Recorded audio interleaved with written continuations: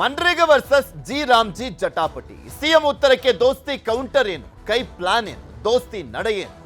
MNREGA versus G Ramji, ವಂದನೆ ನಿಂದನೆ.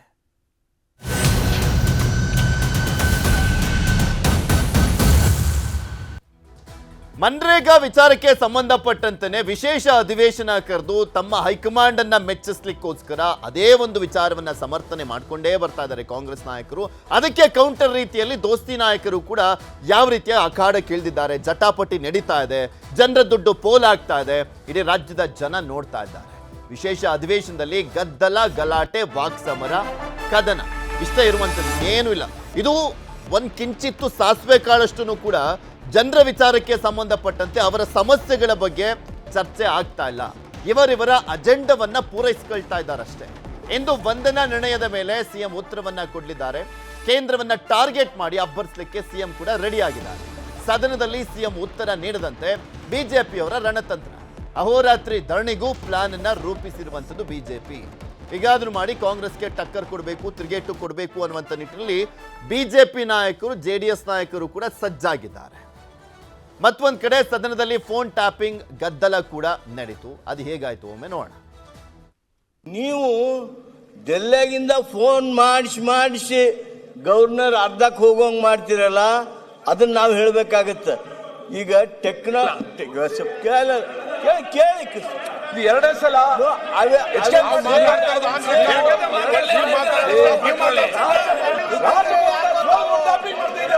ಈಗ ಉತ್ತರ ಇಲ್ಲ.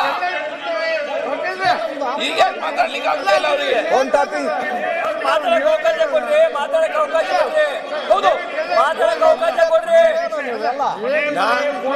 ನಾನು ಮತ್ತೆ ಸ್ಪಷ್ಟಗೊಳಿಸ್ತೇನೆ.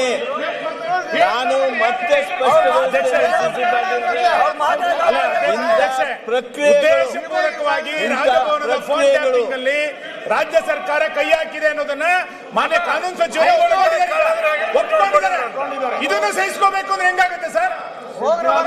ನಿನ್ನೆನೂ ಅದನ್ನೇ ಹೇಳಿದ್ರು, ಇವತ್ತು ಅವರು ಅದನ್ನೇ ಹೇಳಿದ್ದಾರೆ. ಅದರ ಫೋನ್ ಟ್ಯಾಪಿಂಗ್ ನಡೀತಾ ಇದೆಯಾ? ಹೇಳ್ತಾ ಇದ್ದಾರೆ, ಅದಕ್ಕೆ ಉತ್ತರ ಕೊಡ್ತಾ ಇದ್ದಾರೆ. ಸ್ವಲ್ಪ ದಯವಿಟ್ಟು ಮಾಡ್ಕೊಳ್ರಿ. ನಾವ್ ಹೇಳಿದಲ್ಲ, ಅವರೇ ಹೇಳಿದ್ದು. ನಾವ್ ಹೇಳಿದಲ್ಲ, ಅವರೇ ಹೇಳಿದ್ದು. ಬಹಳ ಸ್ಪಷ್ಟವಾದ ರಾಜ್ಯಪಾಲರು ಕೇಂದ್ರ ಸರ್ಕಾರದ ಕೈಗೊಂಬೆ ಅಷ್ಟೇ ಇರೋದು. ಆಯ್ತಾ? ಈಗ ಸರ್ ಒಂದೇ ಒಂದು ಪ್ರಶ್ನೆ ಇರೋದು, ರಾಷ್ಟ್ರಗೀತೆಗೆ ತಮ್ಮ ಪ್ರಕಾರ ಅವಮಾನ ಆಗಿದ್ಯಾ ಇಲ್ಲ ಅಷ್ಟೇ ಹೇಳ್ಬಿಡಿ. ನೀವು ಇದೆಲ್ಲದ್ರ ಬಗ್ಗೆನೂ ಕೂಡ ಚರ್ಚೆನ ಮಾಡ್ತಾ ಹೋಣ. ಎಂದಿನಂತೆ ನನ್ನ ಕಲಿಗೆ ಜಾಯ್ನ್ ಆಗಿದ್ದಾರೆ ನಮ್ಮ ಪೊಲಿಟಿಕಲ್ ಬ್ಯೂರೋ ಮುಖ್ಯಸ್ಥರಾಗಿರುವಂಥ ಜಿದಾನ್ ಪಟೇಲ್ ಕಾರ್ಯಕ್ರಮಕ್ಕೆ ಸ್ವಾಗತ. ನಮಸ್ತೆ. ಈ ಅಧಿವೇಶನ ನಡೀತಾ ಇದೆ. ರಾಜಕೀಯ ಅಜೆಂಡಕ್ಕೆ ಇವರಿವರ ಪಕ್ಷಗಳ ಒಂದು ನಿರ್ಧಾರಗಳನ್ನು ಸಮರ್ಥನೆ ಮಾಡ್ಕೊಳ್ಳೋದಕ್ಕೆ ಈ ಒಂದು ಅಧಿವೇಶನ ಕರೆದಂತಾಗಿದೆ. ನೀರಲ್ಲಿ ಹೋಮ, ಮೊನ್ನೆನೂ ಕೂಡ ನಾವು ಮಾತನಾಡ್ತಾ ಇದ್ವಲ್ಲ, ಜನರ ದುಡ್ಡು ನೀರಲ್ಲಿ ಹೋಮ ಆಗ್ತಾ ಇದೆ.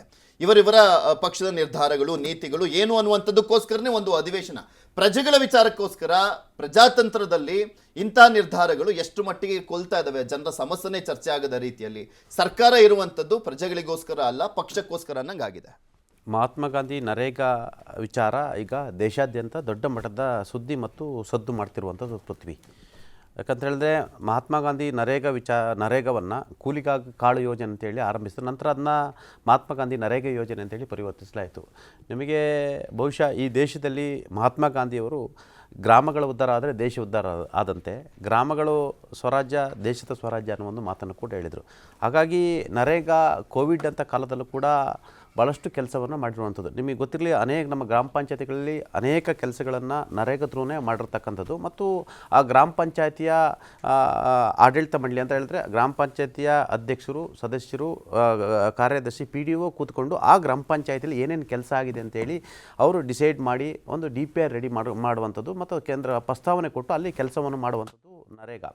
ಮತ್ತು ನರೇಗಾಗೆ ಸಂಬಂಧಪಟ್ಟ ಜಾಬ್ ಕಾರ್ಡನ್ನು ಕೂಡ ಕೊಡ್ತಾರೆ. ಯಾಕಂತ ಹೇಳಿದ್ರೆ ನಿಮಗೆ ತೀರಾ ಬರಗಾಲ ಆದಂಥ ಸಂದರ್ಭದಲ್ಲಿ ಮತ್ತು ಬೇರೆ ಬೇರೆ ಪ್ರಕೃತಿ ವಿಕೋಪ ಆದಂಥ ಸಂದರ್ಭದಲ್ಲಿ ಮತ್ತು ಕೋವಿಡ್ ಅಂತ ಕಾಲದಲ್ಲಿ ಅನೇಕರಿಗೆ ಕೆಲಸಗಳು ಸಿಗಲ್ಲ. ಈ ಕೂಲಿಯನ್ನೇ ನಂಬ್ಕೊಂಡು ಬಂದಿರತಕ್ಕಂಥ ಕೂಲಿ ಕಾರ್ಮಿಕರಿಗೆ ಕೆಲಸವನ್ನು ಸಿಗಲ್ಲ. ಅಂಥ ಸಂದರ್ಭದಲ್ಲಿ ಇದು ಭಾಳಷ್ಟು ಉಪಯೋಗ ಆಗಿರ್ತಕ್ಕಂಥ ಮತ್ತು ಅದು ದುರುಪಯೋಗ ಕೂಡ ಆಗಿರ್ತಕ್ಕಂಥ. ನಿಮಗೆ ಅಲ್ಲಿ ಜಾಬ್ ಕಾರ್ಡ್ ಇದ್ದಂಥವ್ರು ಕೆಲವೇ ಒಂದಷ್ಟು ಫ್ಯಾಮಿಲಿಗಳು ಈಗ ನಿಮಗೆ ಜನರ ಹತ್ರ ಮಾಡಿಸೋ ಕೆಲಸವನ್ನು JCBಗಳಲ್ಲಿ ಕ್ರೇನ್ಗಳಲ್ಲಿ ಮಾಡಿಸ್ತಾರೆ ಅನ್ನೋ ಒಂದು ಗಂಭೀರ ಆರೋಪಗಳಿತ್ತು. ಆರೋಪದ ನಡುವೆ ಕೂಡ ನರೇಗಾ ಅನ್ನೋದು ದೇಶದಲ್ಲಿ ಮೋರ್ ದೆನ್ 60-70% ಅದು ಸಕ್ಸಸ್ ಆಗಿತ್ತು. ಈಗ ಅದು ಒಂದಷ್ಟು ಪರಿಷ್ಕರಣೆ ಮಾಡಿರ್ತಕ್ಕಂಥ ಕೇಂದ್ರ ಸರ್ಕಾರ ಅಲ್ಲಿ ಮಹಾತ್ಮ ಗಾಂಧಿ ನರೇಗಾನ ಬದಲು VBG ರಾಮ್ಜಿ ಅಂತೇಳಿ ಹೊಸ ಹೆಸರನ್ನು ಇಡೋ ಮುಖಾಂತರ ಒಂದಷ್ಟು ಬದಲಾವಣೆ ಮಾಡಿರೋದು ಕೂಡ ಇಲ್ಲಿ ಇರ್ತಕ್ಕಂಥದ್ದು. ಈಗ ಕೆಲಸ ದಿನಗಳನ್ನು ಕೂಡ ಹೆಚ್ಚು ಮಾಡಿರ್ತಕ್ಕಂಥದ್ದು. ಆದರೆ ಹಳೆ ನರೇಗಾದಲ್ಲಿ ಏನೈತೆ ಅಂದರೆ ನೀವು 100 ದಿನ ಕೆಲಸವನ್ನು ಕೊಟ್ಟರು ಹೆಚ್ಚುವರಿ ಕೆಲಸಗಳು ಬೇಕಾದರೆ ಕೊಡುವ ಅಧಿಕಾರ ಗ್ರಾಮ ಪಂಚಾಯತಿಗೆ ಇತ್ತು ಮತ್ತು ಗ್ರಾಮ ಪಂಚಾಯತಿನ ಯಾವ ಕೆಲಸವನ್ನು ಇಲ್ಲೇನು ಮೋರಿ ರಿಪೇರ್ ಇದ್ದರೆ ಮೋರಿ ಅನ್ನೋ ನಿರ್ಧಾರವಿತ್ತು. ಈಗ ಹೊಸ ಪರಿಷ್ಕರಣೆ ಏನಾಗಿದೆ ಅಂತ ಹೇಳಿದ್ರೆ ಕೇಂದ್ರ ಸರ್ಕಾರವೇ ನಿರ್ಧಾರ ಮಾಡುವಂಥದ್ದು. ಕೇಂದ್ರ ಸರ್ಕಾರ ಈ ಪಂಚಾಯತಿಲಿ ಏನಾಗಬೇಕಂತ ಕೇಂದ್ರ ಸರ್ಕಾರ ನಿರ್ಧಾರ ಮಾಡುವಂಥದ್ದು. ಇದರಿಂದ ಹೇಳಿದ್ರೆ ಕೇಂದ್ರ ಸರ್ಕಾರ ಈಗ ಆಯಾ ಗ್ರಾಮ ಪಂಚಾಯತಿ ವ್ಯಾಪ್ತಿಯಲ್ಲಿ ಏನಾಗಿದೆ ಅಂತ ಹೇಳಿದ್ರೆ ಎಲ್ಲೋ ದೆಹಲಿಯಿಂದ ನಿರ್ಧಾರ ಮಾಡಿದರೆ ಅದು ಎಲ್ಲ ಒಂದು ಕಡೆ ಪರೋಕ್ಷವಾಗಿ ಕಾಂಟ್ರಾಕ್ಟರ್ಗಳಿಗೆ ಅನುಕೂಲ ಆಗುತ್ತೆಂಬ ಲೆಕ್ಕಾಚಾರ ಇರತಕ್ಕಂಥದ್ದು. ಪ್ರಮುಖವಾಗಿ ರಾಜ್ಯ ಸರ್ಕಾರಗಳು ಯಾಕೆ ವಿರೋಧ ಮಾಡ್ತಿದ್ವು ಅಂತ ಹೇಳಿದ್ರೆ ನಿಮಗೆ ಮೊದಲು 92% ಕೇಂದ್ರ ಸರ್ಕಾರ ಕೊಡ್ತಾ ಬಂದಿದ್ದು ಹಳೆಯ ಯೋಜನೆ ಮತ್ತು ರಾಜ್ಯ ಸರ್ಕಾರ 8% ಅಷ್ಟು ಮಾತ್ರ ತನ್ನ ಹಣವನ್ನು ಕೊಡಬೇಕಾಗಿತ್ತು. ಈಗ 60-40 ರೇಷಿಯೋ ಮಾಡಿರ್ತಕ್ಕಂಥದ್ದು. ಈಗ 60 ರೂಪಾಯಿ ಕೇಂದ್ರ ಸರ್ಕಾರ ಕೊಟ್ಟರೆ 40 ರೂಪಾಯಿ ನಾವು ಕೊಡ್ತೀವಿ ಅಂತೇಳಿ, ಮತ್ತು ರಾಜ್ಯದವರು ಹಣ ಕೊಡಲಿ ಅಂದರೆ ನಾವು ಕೊಡಲ್ಲ ಅಂತ ಕೇಂದ್ರ ಹೇಳ್ತಾರೆ. ಕೇಂದ್ರದವರು ನಮಗೆ ಪೂರ್ತಿ ಹಣ ಕೊಟ್ಟರೆ ಮಾತ್ರ ನಾವು ಮಾಡ್ತೀವಿಲ್ಲ, ನಾವು ಮಾಡಲ್ಲ ಅಂತ ಕೇಂದ್ರ ಮತ್ತು ರಾಜ್ಯದ ನಡುವೆ ತಿಕ್ಕಾಟ ಆಗಿರ್ತಕ್ಕಂಥದ್ದು. ಸದ್ಯ ನಿಮಗೆ ಕಾಂಗ್ರೆಸ್ಗೆ ಸದ್ಯಕ್ಕೆ ನಿಮಗೆ ಈಗಾಗಲೇ 5 ರಾಜ್ಯಗಳ ಚುನಾವಣೆಗಳು ಇರ್ತಕ್ಕಂಥದ್ದು. ಈ ಚುನಾವಣೆಯಲ್ಲಿ ಈಗ ಕಾಂಗ್ರೆಸ್ ಕೂಡ ಯಾವುದೇ ಕೂಡ ರಾಷ್ಟ್ರೀಯವಾದ ಕೇಂದ್ರ ಸರ್ಕಾರದ ವಿರುದ್ಧ ಒಂದು ಹೋರಾಟ ಮಾಡಲಿಕ್ಕೆ ಮತ್ತು ಕೇಂದ್ರ ಸರ್ಕಾರದ ಮೇಲೆ ಗಂಭೀರ ಆರೋಪ ಮಾಡಲಿಕ್ಕೆ ಒಂದು ರಾಷ್ಟ್ರೀಯ ಅಜೆಂಡಾ ಸದ್ಯಕ್ಕೆ ಇಲ್ಲ. ಹಾಗಾಗಿ ಈ ನರೇಗಾ ಮಹಾತ್ಮ ಗಾಂಧಿ ಹೆಸರನ್ನು ಬದಲಾವಣೆ ಮಾಡಿ ನರೇಗಾದಲ್ಲಿ ಪರಿಷ್ಕರಣೆ ಮಾಡಿರ್ತಕ್ಕಂಥದ್ದು ಈ ವಿಚಾರವಾಗಿ ಇದೊಂದು ನ್ಯಾಷನಲ್ ಅಜೆಂಡಾವಾಗಿ ತೆಗೆದುಕೊಂಡಿರ್ತಕ್ಕಂಥ ಕಾಂಗ್ರೆಸ್ ಆ ಮುಖಾಂತರ ಎಲ್ಲ ರಾಜ್ಯಗಳು ಕಾಂಗ್ರೆಸ್ ಆಡಳಿತ ರಾಜ್ಯಗಳು ಮತ್ತು ಈಗಾಗಲೇ ಚುನಾವಣೆ ನಡೀತಕ್ಕಂಥ 5 ರಾಜ್ಯಗಳು ಇದೊಂದು ಪ್ರಮುಖ ರಾಜಕೀಯ ಅಸ್ತ್ರವಾಗಿ ಕಾಂಗ್ರೆಸ್ ಕೂಡ ಬಳಸ್ಕೊಂಡಿರ್ತಕ್ಕಂಥದ್ದು. ಅನಿವಾರ್ಯವಾಗಿ ಈಗ ಸಾಮಾನ್ಯವಾಗಿ ಎಲ್ಲ ರಾಷ್ಟ್ರೀಯ ಪಕ್ಷಗಳು ಆಯಾ ರಾಜ್ಯಗಳಲ್ಲಿ ರಾಷ್ಟ್ರೀಯ ಪಕ್ಷಗಳ ಅಣತಿಯಂತೆ ಆಯಾ ಸರ್ಕಾರಗಳು ನಡೀಬೇಕಂತ ಅನಿವಾರ್ಯತೆ ಕೂಡ ಇರ್ತಕ್ಕಂಥದ್ದು. ಪ್ರಾದೇಶಿಕ ಪಕ್ಷಗಳು ಅಲ್ಲೇ ಪ್ರಾದೇಶಿಕ ಪಕ್ಷದ ಡಿಸಿಷನ್ನು ತೆಗೆದುಕೊಳ್ತಾರೆ.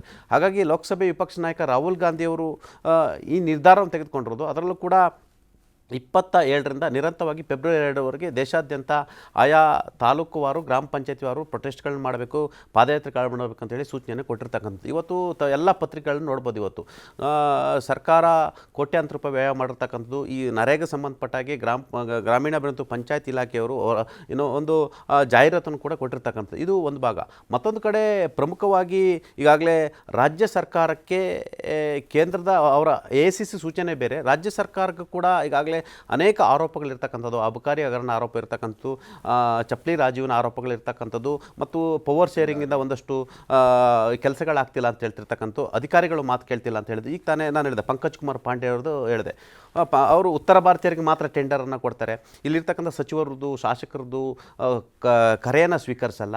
ಮತ್ತು ಮುಖ್ಯಮಂತ್ರಿಗಳು ಏನು ಕಳಿಸಿದ್ರು, ಒಬ್ಬ ಮುಖ್ಯಮಂತ್ರಿ ಒಬ್ಬ KPTCL MDಗೆ ತನ್ನನ್ನು ಬಂದು ಭೇಟಿಯಾಗುವಂತೆ ಇಲಾಖೆಯಿಂದ ನೋಟನ್ನು ಕಳಿಸಿಕೊಟ್ರು ಕೂಡ ಒಬ್ಬ ಮುಖ್ಯಮಂತ್ರಿಯನ್ನು ಭೇಟಿಯಾಗಲ್ಲ. 8 ಸರಿ ಕರೆ ಮಾಡಿದ್ರೆ ಭೇಟಿಯಾಗಲ್ಲ. ಅಂದರೆ ಅರ್ಥ ಆಗಿದೆ ಅಂದರೆ ಇವರ ಪವರ್ ಶೇರಿಂಗ್ ವಿಚಾರದಲ್ಲಿ ಈ ಸರ್ಕಾರದಲ್ಲಿ ಎಲ್ಲ ಒಂದು ಕಡೆ ಆ್ಯಕ್ಟಿವ್ ಇಲ್ಲ ಅನ್ನೋ ಕಾರಣಕ್ಕಾಗಿ ಮತ್ತು ಅಧಿಕಾರಿಗಳು ಯಾವ ಮಟ್ಟಕ್ಕಿದ್ದಾರೆ ಅಂತ ಹೇಳಿದ್ರೆ ಅಲ್ಲಿ ಸರ್ಕಾರದ ತಪ್ಪುಗಳು ಇರ್ತಕ್ಕಂಥ ಈ ರಾಜಕೀಯ ಕಿತ್ತಾಟ ಕಾರಣಕ್ಕಾಗಿ ಒಬ್ಬ ಪಂಕಜ್ ಕುಮಾರ್ ಅಂತ ಪಾಂಡೆ ಅಂತ ಅಧಿಕಾರಿ ಕೂಡ ಮಾತು ಕೇಳಲ್ಲ ಅಂತ ಹೇಳಿದ್ರೆ ಇಲ್ಲಿನ ಆಡಳಿತ ವ್ಯವಸ್ಥೆ ಯಾವ ಮಟ್ಟಕ್ಕಿದೆ ಮತ್ತು ಆ ಅಧಿಕಾರಿ ಎಷ್ಟು ಪವರ್ಫುಲ್ ಇರ್ಬೋದು. ಈಗ ಎಲ್ಲ IPSಗಳಿಗೆ ಒಂದು ನ್ಯಾಯ, IASಗೆ ಒಂದು ನ್ಯಾಯ ಅಂತ IPSಗಳನ್ನು ಕಿತ್ತು ಬಿಸಾಕ್ತಾರೆ ಪಾಪ, ಹೇಳಲ್ಲ ಕೇಳಲ್ಲ ಕಿತ್ತು ಬಿಸಾಕ್ತಾರೆ. ಆದರೆ IAS ಅಷ್ಟು ಆ ಲಾಬಿ ಇದೆಯಲ್ಲ ಅಲ್ಲ. ನಿಮಗೆ ಅದೇ ಪಂಕಜ್ ಕುಮಾರ್ ಪಾಂಡೆನ ಚೀಫ್ ಸೆಕ್ರೆಟರಿ ರಕ್ಷಣೆ ಮಾಡ್ತಾರೆ. ನೋಡು ಇಮಿಡಿಯೇಟ್ಲಿ ಸಸ್ಪೆಂಡ್ ಮಾಡ್ತಾರೆ, ಇಮಿಡಿಯೇಟ್ಲಿ ಹೋಗಿ ನೋಟ್ ಕೊಟ್ಟಂಗೆ ಮಾಡಿ ಇಮಿಡಿಯೇಟ್ಲಿ ಹೋಗಿ ಏನೋ ರಿಕ್ವೆಸ್ಟ್ ಮಾಡ್ಕೊಂತೇಳಿ ಅವ್ರ ತಾಯಿ ತೀರ್ಕೊಂಡು 1 ತಿಂಗಳಾಗಿರುತ್ತೆ, ಇವರು ಇತ್ತೀಚೆಗಾಗಿದ್ದು ಅಂತ ಹೇಳ್ತಾರೆ. ಅಂದರೆ ಈ ಸರ್ಕಾರದಲ್ಲಿ ಅಧಿಕಾರಿಗಳು ಆಡಳಿತ ಯಂತ್ರ ಕೆಲಸ ಮಾಡ್ತಿಲ್ಲ ಅನ್ನೋ ಕಾರಣಕ್ಕಾಗಿ ಮತ್ತು ಇಲ್ಲಿ ಪವರ್ ಶೇರಿಂಗ್ ಕಿತ್ತಾಟದಿಂದ ಕೆಲಸ ಆಗ್ತಿಲ್ಲ, ಯಾವ ಮಾತುಗಳು ಕೇಳ್ತಿಲ್ಲ ಅನ್ನೋ ಕಾರಣಕ್ಕಾಗಿ ಎಲ್ಲ ಒಂದು ಕಡೆ ಒಂದಷ್ಟು ಅಟೆನ್ಷನ್ ಡೈವರ್ಟ್ ಕೂಡ ಆಗಿತ್ತು.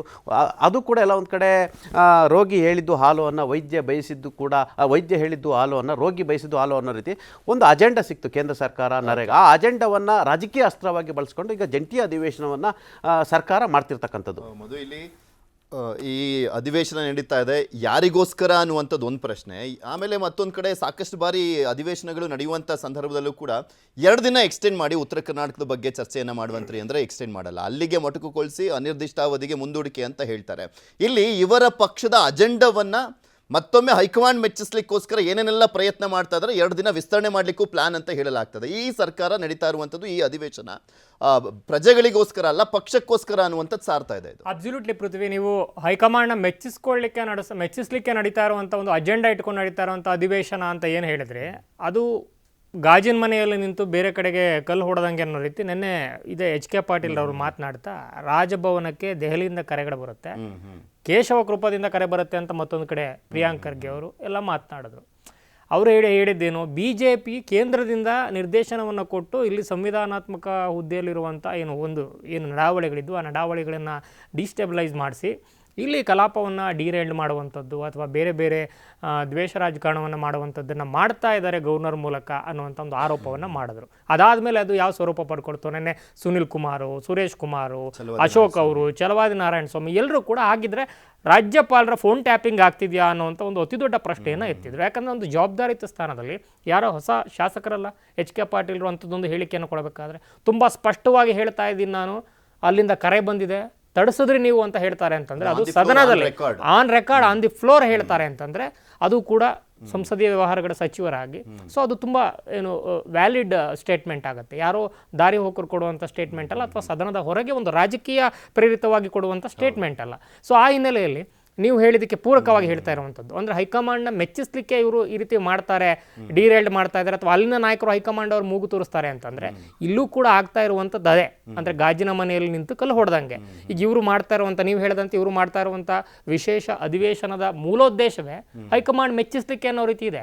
ಯಾಕಂದರೆ ಅಲ್ಲಿ ಅಧಿವೇಶನವನ್ನು ಕರೆದು ಇಲ್ಲಿ ಸ್ಪೀಕರ್ ಅವರು ಲಿಸ್ಟನ್ನು ಇಟ್ಕೊಂಡು ಇಂಥ ಸಚಿವರು ಬಂದಿಲ್ಲ, ಇವ್ರು ಬಂದಿಲ್ಲ ಅಂತ ಓದ್ತಾರೆ, ಎಲ್ಲರೂ ಕೂಡ ಹೊರಗಡೆ ಪ್ರತಿಭಟನೆಯಲ್ಲಿ ಇರ್ತಾರೆ CM ಆದಿಯಾಗಿ. ಸೊ ಯಾವ ಉದ್ದೇಶಕ್ಕೆ ಕರೆದಿದ್ದಾರೆ, ಏನು ಚರ್ಚೆ ಆಗ್ತಾ ಇದೆ, ಹಲವಾರು ಪ್ರಕರಣಗಳಿವೆ. ಕರೆಯುವಂಥ ಸಂದರ್ಭದಲ್ಲಿ ರಾಜೀವ್ ಗೌಡ ಇಂತಹ ಪ್ರಕರಣಗಳೆಲ್ಲ ಇರಲಿಲ್ಲ. ಕರೆದಾದ ಮೇಲೆ ನೋಡಿ ಅಬಕಾರಿಯ ಆಡಿಯೋ ಕ್ಲಿಪ್ಪು ವೈರಲ್ ಆಯಿತು, ಅರೆಸ್ಟ್ ಆಯಿತು DC, ಅದಾದಮೇಲೆ ಅತಿ ದೊಡ್ಡ ಸ್ವರೂಪವನ್ನು ಪಡ್ಕೊಡ್ತು, ಚುನಾವಣೆಗಳಿಗೆ ಹಣ ಹೋಗ್ತಾ ಇದೆ ಅಂತ ಅತಿ ದೊಡ್ಡ ಆರೋಪಗಳು ಬಂದವು. ಅದು ಒಂದು ಕಡೆ. ಮತ್ತೊಂದು ಕಡೆ ರಾಜೀವ್ ಗೌಡರ ಒಂದು ಪ್ರಕರಣ, ರಾಜಕೀಯ ಹಸ್ತಕ್ಷೇಪ ಇದೆ, ಇದರಲ್ಲಿ ಬಂಧನ ಆಗಲಿಕ್ಕೆ ವಿಳಂಬ ಯಾಕಾಯಿತು, ಅವರೇನು ಮಹಾನ್ ದೂರದಲ್ಲಿದ್ದರೆ, ಇಂಥ ಡಿಜಿಟಲ್ ಆಕ್ಸೆಸ್ ಇರುವಂಥ ಕಾಲದಲ್ಲಿ ಹೇಗೆ ಫುಟ್ ಪ್ರಿಂಟ್ಸನ್ನು ಮಿಸ್ ಆಗಲಿಕ್ಕೆ ಸಾಧ್ಯ, ಕಾಕಿಗೆ ಇನ್ಫ್ಲೂಯೆನ್ಸ್ ಇಲ್ಲದೆ ಅನ್ನುವಂಥ ಒಂದು ಮೂಲಭೂತ ಪ್ರಶ್ನೆ ಬಂತು. ಎಲ್ಲ ಕಾರಣಗಳಲ್ಲಿ ಸ್ವಲ್ಪ ಡಿಫೆನ್ಸಿವ್ ಮೋಡಲ್ಲಿ ಇರೋಕ್ಕಾಗಲಿಲ್ಲ, ಅಫೆನ್ಸಿವ್ ಮೋಡಲ್ಲಿ ಇರಬೇಕು ಈ ಸೆಷನ್ ಮೂಲಕ ಅಂತ ಹೋದಂಥ ಕಾಂಗ್ರೆಸ್ ಸ್ವತಃ ಡಿಫೆನ್ಸಿವ್ ಮೋಡ್ಗೆ ಬರೋಕ್ಕಾಯ್ತು ಇವತ್ತು. ಸೊ ಆ ಹಿನ್ನೆಲೆಯಲ್ಲಿ ಇವರು ಕೂಡ ಡಿರೇಲ್ಡ್ ಮಾಡುವಂಥ ಪ್ರಯತ್ನವನ್ನು, ಮೂಲ ಉದ್ದೇಶ ಯಾವುದಕ್ಕೋಸ್ಕರ ಕರೆದಿದ್ದು ಅದು ಡಿರೇಲ್ಡ್ ಆಗುವಂಥ ಪ್ರಯತ್ನದಲ್ಲಿ ಕಾಣಿಸ್ತಾ ಇದೆ. ಇನ್ನು ಅದೆಲ್ಲದರ ಹೊರತಾಗಿ ಪಟೇಲ್ರು ಹೇಳಿದ್ರು, ಆಡಳಿತದ ಯಂತ್ರ ಕುಸಿತಾ ಇದೆ CM DCM ನಡುವಿನ ಹಗ್ಗ ಜಗ್ಗಾಟದಲ್ಲಿ ಅಂತ. ಅದು ಬರೀ ಆಡಳಿತ ಯಂತ್ರದಲ್ಲಿ ಅಷ್ಟೇ ಅಲ್ಲ, ಈ ಥರ ವಿಚಾರಗಳಲ್ಲೂ ಕೂಡ ಈಗ ಯಾರೋ ಒಬ್ಬರು ಕರೀತಾರೆ, CM ಇಂಥದ್ದು ನಿರ್ಧಾರ ಮಾಡಿ ಅಥವಾ ಕ್ಯಾಬಿನೆಟ್ ನಿರ್ಧಾರ ಮಾಡಿಸಿ ಅಥವಾ ಸರ್ಕಾರದ ಮೂಲಕ ಇಂಥದ್ದು ವಿಶೇಷ ಅಧಿವೇಶನ ಕರೆಸ್ತಾರೆ ಅಂತಂದರೆ ಅವ್ರಿಗೂ ಅದರಲ್ಲೊಂದು ಅಜೆಂಡಾ ಇದೆಯಾ ಅನ್ನೋಂಥ ಪ್ರಶ್ನೆ ಬರೋ ರೀತಿ ಕಾಣಿಸುತ್ತೆ. ಯಾಕೆ ಕರೆಸಿದ್ರು, ಈಗ ತುಂಬ ಕ್ರೂಷಿಯಲ್ ಸ್ಟೇಜಲ್ಲಿದೆ, ಚರ್ಚೆಗಳು ದೊಡ್ಡದಾಗ್ತಾ ಇದೆ, ವಿಸ್ತೃತವಾಗ್ತಾ ಇದೆ, ಅಧಿಕಾರ ಹಂಚಿಕೆ ಮತ್ತೊಂದು ಡೆಡ್ಲೈನ್ ಬ್ರೇಕ್ ಆದರೂ ಕೂಡ ಹೊಸ ಡೆಡ್ಲೈನ್ಗಳು, ಹೊಸ ರೂಮರ್ಸ್ಗಳು ಬರ್ತಾನೆ ಇರ್ತವೆ. ಸೊ ಈ ಎಲ್ಲ ಹಿನ್ನೆಲೆಯಲ್ಲಿ ಅವರು ಕೂಡ ಅಜೆಂಡಾ ಇಟ್ಕೊಂಡಿದ್ದಾರೆ, ಅದಕ್ಕೋಸ್ಕರನೇ ಕರೆದ್ರೆ ಇದು ಮೆಚ್ಚಕ್ಕೆ ಅನ್ನೋ ರೀತಿ ನೀವು ಹೇಳಿದಂತೆ ಅದು ರೀತಿ ಅನಿಸುತ್ತೆ. ಇನ್ನು ಅದರ ಆಚೆಗೆ ಇನ್ನು ಪಂಕಜ್ ಪಾಂಡೆ ಅವ್ರ ವಿಚಾರವನ್ನು ಕೂಡ ಮೆನ್ಷನ್ ಮಾಡಿದ್ರು ಪಟೇಲ್ರು. ಪಂಕಜ್ ಪಾಂಡೆ ಅವರು ಅಥವಾ ಪಂಕಜ್ ಪಾಂಡೆ ರೀತಿ ಅಧಿಕಾರಿಗಳು ಮಾತು ಕೇಳ್ತಿಲ್ಲ ಅನ್ನೋದು ಒಂದು ಕಡೆ ಆದರೆ, ಅದಕ್ಕೆ ಇನ್ನೊಂದು ಆಯಾಮನೂ ಇದೆ.